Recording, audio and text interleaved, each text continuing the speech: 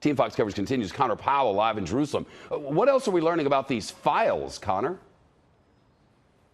Well, Shepard, as we've talked about many times, it's no secret that Israeli Prime Minister Benjamin Netanyahu is a staunch critic of the nuclear agreement. He's been warning about Iran's nuclear ambitions for literally decades now. And tonight he presented some 183 CDs and 55,000 pages of documents that he says catalog Iran's nuclear program. Now, these documents primarily date from the 1990s and early 2000s, at a time when Iran was denying its nuclear ambitions and its nuclear program. A lot of this information was made public in the 2011 National Intelligence Estimate, which cataloged also Iran's nuclear program.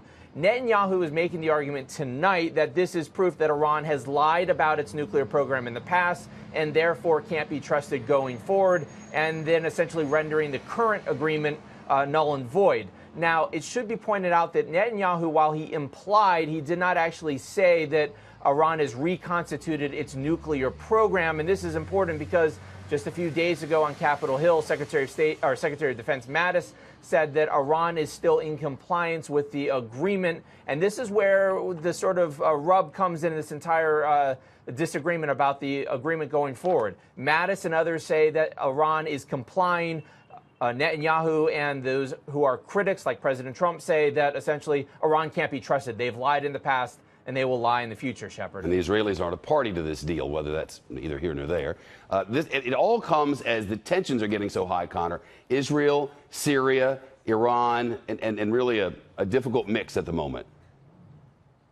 Yeah, and this is important because while there's this huge international debate about the Iranian nuclear agreement, on the ground in Syria, there's escalating tensions between the Israelis and the Iranians. Iran has been a huge supporter of the Assad regime. Their presence has grown in recent months and years in Syria.